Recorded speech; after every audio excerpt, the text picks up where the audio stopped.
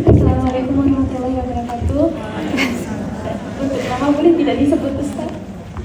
Saya dari Miyagi, Tohoku. Kapan-kapan semoga Ustaz bisa ke sana. Sudah di sana. Saya tunggu di sana Ustaz. Pertanyaan saya soal rang dosa orang tua kepada anak.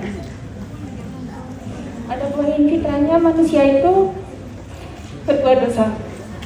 Dan kita memposisikan untuk memaafkan dan menasehati. Bagaimana kalau kita kepada orang tua kita dengan kesalahan yang sama diulang-ulang, bukan tanpa ikhtiar, saya juga sudah membuka obrolan ini kepada kedua orang tua saya. Adik-adik saya merasa begini, diri saya merasa begini.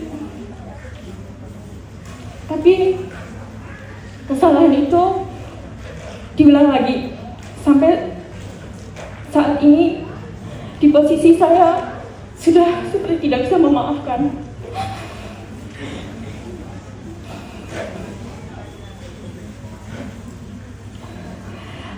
Yang saya tanyakan, apakah boleh Ustaz bila seumur hidup saya tidak bisa memaafkan kedua orang tua saya? Dari hamba Allah, kesalahan orang tua berulang kali, boleh nggak saya mengatakan seumur hidup nggak akan memaafkan? Nggak. Memaafkan itu nggak boleh jadi sebuah nazar. Nggak memaafkan itu nggak boleh menjadi sebuah sumpah. Karena dulu Abu Bakar pernah bersumpah kayak gitu juga, lalu ditegur dalam surat An-Nur. Gara-gara ada sepupu Abu Bakar yang selama ini sering dibantu sama Abu Bakar karena dia miskin, Abu Bakar kaya, tega-teganya ikut memfitnah Sayyidah Aisyah dengan fitnah selingkuh sama Sofwan. Sehingga Abu Bakar marah sama dia, lalu bersumpah. Kata Abu Bakar, demi Allah, aku gak akan maafin dia dan gak akan lagi membantu dia selama-lamanya. Lalu turunlah ayat di dalam surat An-Nur. Janganlah orang-orang yang memiliki kelebihan harta di antara kalian bersumpah untuk tidak memaafkan dan kemudian untuk tidak lagi memberi kebaikan kepada orang miskin, orang yang susah, kaum kerabat. Wal ya'fu wal yasfahu, hendaklah dia memaafkan dan berlapang dada. Ala tuhibbuna yaghfirallahu lakum, tidakkah kamu suka jika Allah juga mengampuni dosa-dosamu? Nah, sekarang pertanyaannya bagaimana dengan cerita hamba Allah tadi, amat Allah tadi. Orang tuanya berbuat salah yang mungkin kita nggak tahu ya, mungkin kesalahannya cukup fatal ya. Semoga nggak sefatal itu. Tapi saya banyak menangani kasus karena istri saya kan punya rumah untuk menampung pasien mental ya, selain pasien kanker gratis. Kita banyak menampung pasien korban orang tua. Ada anak korban dari ayah angkatnya dirusak secara lahir dan batin.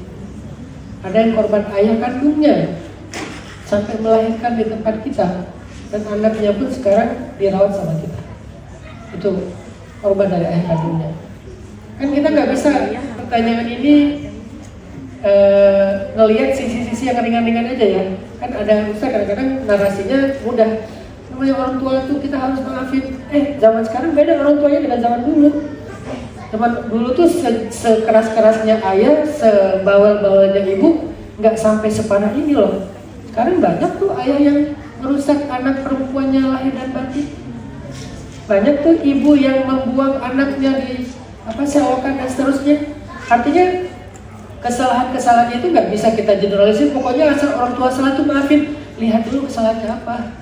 Kalau kesalahannya fatal banget, yang artinya memang melanggar maqasid syariah, melanggar maksud syariah, merusak secara zalim, ini selain maaf ada konsekuensi hukum sih. Kalau udah zalimnya mungkar ya, mungkar. Tapi kalau kesalahannya bukan yang kezaliman yang mungkar banget, lebih kayak memang kita kecewa, kita merasa disakiti secara psikis dengan kata-katanya, dengan perlakuannya yang abusive. Ada ayat lain nanti di dalam surat Al-Muzammil. Wasbir ala ma yaqulun, bersabarlah terhadap ucapan-ucapan mereka. Wahjurhum hajran jamila, tinggalkan mereka baik-baik. Jadi Mbak kalau misalnya ngerasa berat untuk ketemu dengan mereka, maafkan mereka, cuman jaga jarak dengan mereka. Kenapa jaga jarak? Karena kalau dekat jadi lebih banyak mudaratnya.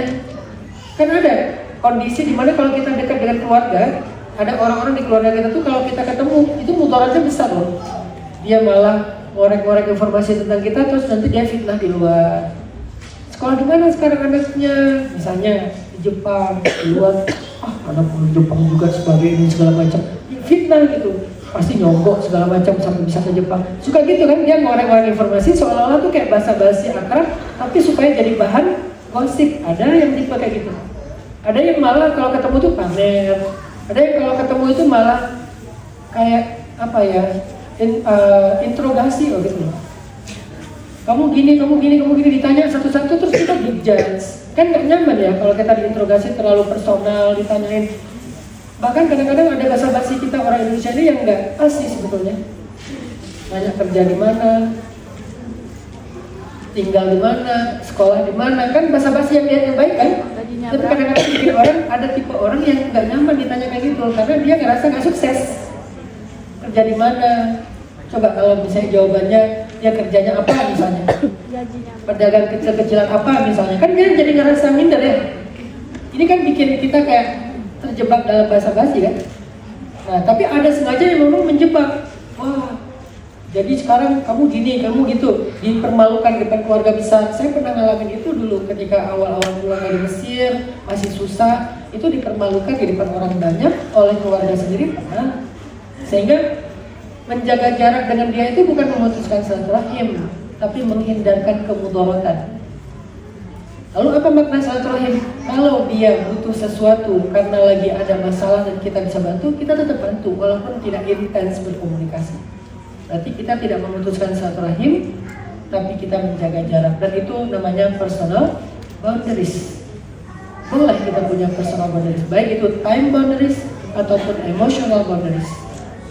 Boleh banget, kan ada hadisnya, cuman karena ini kajiannya bukan tentang itu, saya nggak bisa mendatangkan literasinya. Tapi ada literasi, ayatnya, hadisnya tentang personal boundaries. Salah satunya wahjuhum hajran jamila, tinggalkan mereka baik-baik. Allahu a'lam.